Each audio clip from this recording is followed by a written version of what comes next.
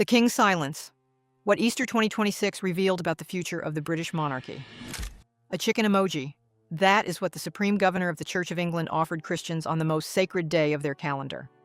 Not a personal reflection, not a heartfelt message, not even a brief acknowledgement from the man who literally holds the title Defender of the Faith. A hatching chicken emoji on an institutional social media post. And what makes this so much more than a simple oversight is everything that came before it. Everything the palace apparently hoped nobody would connect. But people did connect it. And the fallout tells us something genuinely important about where the monarchy stands right now, something that goes far beyond a single missing message. Let me walk through exactly what unfolded, because the details here matter enormously, and the full picture is far more layered than most people realize. Easter Sunday, the 5th of April, 2026. The royal family gathered at St. George's Chapel in Windsor, as tradition demands. King Charles and Queen Camilla arrived by car, greeted by the Dean of Windsor, and by a crowd that was, by all accounts, warm and enthusiastic. People called out their well wishes. The atmosphere was festive. William and Catherine were there with George, Charlotte, and Louis, and this was significant because the Wales family had not attended the Easter service at Windsor since 2023, 3 years away from one of the monarchy's most visible public rituals. Their return was noticed, and it was welcomed. On the surface, this was a picture-perfect royal occasion. The children waved at the crowd with a naturalness that suggested growing confidence in their public roles. There was a genuinely lovely moment when the king gave young Charlotte a playful poke on the shoulder as they walked into the chapel, and she turned and smiled at him with real warmth. It was the kind of small human interaction that reminds you these are real people behind the ceremonial facade. A grandfather teasing his granddaughter on a spring morning. But underneath all of that, something was brewing that the palace either did not anticipate or chose to dismiss, and neither possibility is reassuring. Buckingham Palace had quietly confirmed earlier in the week that King Charles would not be delivering a formal Easter message this year. No video address, no written statement, no personal reflection on the meaning of the resurrection for the nation. On Easter Sunday itself, the official royal social media accounts posted an image of a cross alongside the words, "Happy Easter, He is risen," with a caption wishing a joyous celebration to Christians in the United Kingdom, the Commonwealth, and around the world. Attached to this was, and I still find this somewhat extraordinary, the emoji of a baby chick emerging from an egg. Now here is where the story becomes genuinely uncomfortable for the palace, and here is the connection that so many people immediately made. Just weeks earlier, in February, the King and Queen's social media accounts had issued a personal and effusive message wishing Muslims a blessed and peaceful Ramadan. That post landed rather unfortunately on Shrove Tuesday itself, a date with deep significance in the Christian calendar. Then in March, during a state banquet speech, Charles personally acknowledged a Muslim president's observance of Ramadan, offering the greeting Ramadan Mubarak to millions of Muslims across both nations. He was photographed packing dates during Eid celebrations. These were warm, visible, personal gestures of interfaith solidarity. And then Easter arrived and Christians received a generic institutional graphic and a chicken emoji. The backlash was swift and it was pointed. Royal commentator Richard Fitzwilliams put it about as diplomatically as one can, while still being devastating. He noted that the king had indeed delivered a special message for Ramadan, and that it would therefore surely have been appropriate to deliver one for Easter. The controversy, he said, was one which could and should have been avoided. He is entirely correct, and I suspect the palace knows it. But the criticism did not stop with media commentators. Bishop Syrian Doer, who had recently penned an open letter urging the king to more actively defend Britain's Christian heritage, described the absence of an Easter message as a grave disappointment. His words were striking in their directness. At such a pivotal moment in our nation, he said, when many across this United Kingdom feel that our Christian identity is being rapidly stripped away, this silence from the crown is not neutrality. It is absence. That is a remarkably sharp statement from a senior church figure, and the fact that he felt compelled to make it publicly tells you something about the depth of feeling this provoked. A former chaplain to the late Queen went further still, saying the whole episode gives the impression that the king favors one faith over another. That is a damaging perception for any monarch to carry. but it is especially damaging for one whose constitutional role literally binds him to the established church. Now, I want to be very precise about something here because nuance matters. I do not believe for a moment that King Charles is indifferent to Christianity or to his own spiritual life. This is a man who has spoken publicly and movingly about his faith for decades. He is genuinely devout, genuinely thoughtful about matters of spirituality and meaning.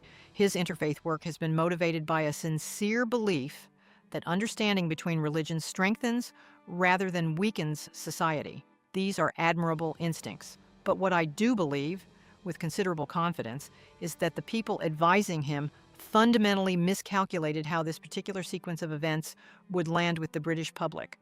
A warm, personal Ramadan message followed by silence on Easter from the Supreme Governor of the Church of England was always going to provoke a reaction. The fact that nobody in the palace apparently raised this as a concern, or if they did, was overruled, represents a communications failure of real consequence. The palace's defense was technically accurate but emotionally tone-deaf. They pointed out that an Easter message is not a fixed annual tradition in the way the Christmas broadcast is. The Archbishop of Westminster suggested the king may simply have had diary pressures, and perhaps there is some truth in both points, but in 2026, technical accuracy is not enough. What the public heard was not a reasonable explanation about scheduling conventions. What they heard was silence, where they expected to hear from their king on a day that matters deeply to millions of his subjects. And this is where we need to talk about a deeper structural problem, because this Easter episode did not happen in isolation. It is part of a pattern that has troubled me for some time. The monarchy has struggled since the passing of Queen Elizabeth to calibrate its public communications for a modern audience. The late Queen largely avoided formal Easter messages herself, but she operated in a fundamentally different context. She had, through 7 decades of unwavering consistency, built reserves of public goodwill so vast that they could absorb the occasional silence without consequence. When Elizabeth said nothing, people assumed wisdom. When Charles says nothing, people fill the void with their own interpretations, and those interpretations are not always generous. Charles is still in the relatively early years of his reign. He is still establishing the patterns and rhythms that will define his kingship in the public mind. Every gesture carries disproportionate weight right now. Every perceived inconsistency is magnified. In that environment, the contrast between a personal Ramadan message and an impersonal Easter post was not a scheduling oversight. It was an institutional miscalculation that fed narratives the palace will now struggle to dislodge. Beneath those social media posts, comment sections filled with accusations that the king was turning his back on Christians, abandoning his constitutional role, symbolizing a broader retreat from the nation's Christian foundations. Are those characterizations fair or accurate? Largely no, but the palace created the conditions for them to flourish, and that is a serious failure of institutional judgment. And yet, because this story is more complicated than any single angle suggests, there were aspects of this Easter that were genuinely encouraging for the monarchy's future. The return of the Wales family to Windsor was significant on multiple levels. William, Catherine, and the children had reportedly stayed away from Easter at Windsor in 2025 because of the presence of Andrew Mountbatten Windsor, the former Duke of York. According to a biography of William and Catherine, the Prince of Wales was determined to see his uncle removed from all visible aspects of royal life. He understood something crucial, that the presence of a figure so deeply connected to the Jeffrey Epstein scandal at a public, televised royal occasion inflicted real and lasting damage on the institution. This year, Andrew was absent. His daughters, Beatrice and Eugenie, were also not present.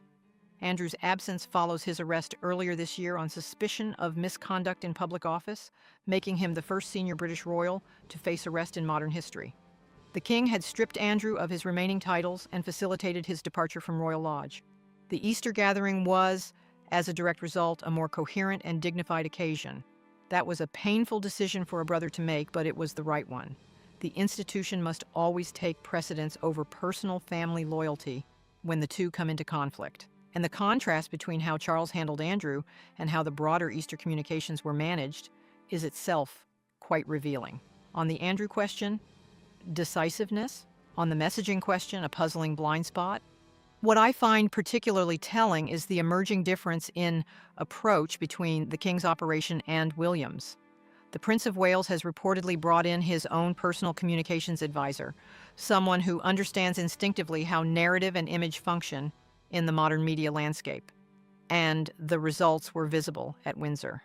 The Wales family presented themselves beautifully. William and his sons wore matching dark blue suits. Catherine was elegant in a cream ensemble.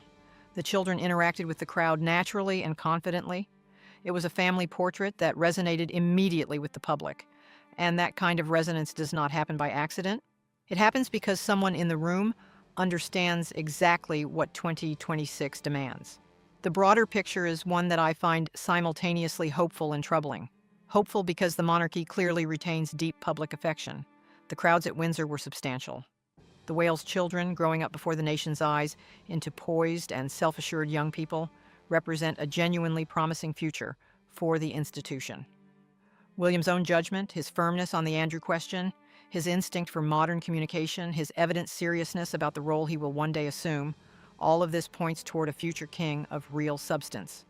But the accumulated pressures have not gone away. Charles faces a state visit to the United States later this month, and advocacy groups have already signaled their intention to raise the Epstein connection. The Andrew situation remains unresolved and continues to cast a long shadow. And the steady, relentless undermining of the monarchy by certain family members who departed for California has weakened the institution's defenses at precisely the moment when resilience matters most. Against that backdrop, an avoidable communications mistake over an Easter message is not a catastrophe in isolation, but it is symptomatic of something I have been concerned about for a while now, which is the growing gap between how the palace believes it is being perceived and how it is actually being perceived by a public whose expectations shift quickly and whose patience, when they feel taken for granted, has real limits. King Charles is a man of genuine faith, real warmth, and extraordinary public service. His charitable work through the King's Trust, his decades of environmental advocacy, his commitment to community development, these are substantial achievements that should be providing far more institutional protection than they currently are. The fact that they are not tells me that the people around him are still operating, at least partly, in a slower, more insulated world where technical defenses and historical precedents carry more weight than they actually do in the court of public opinion.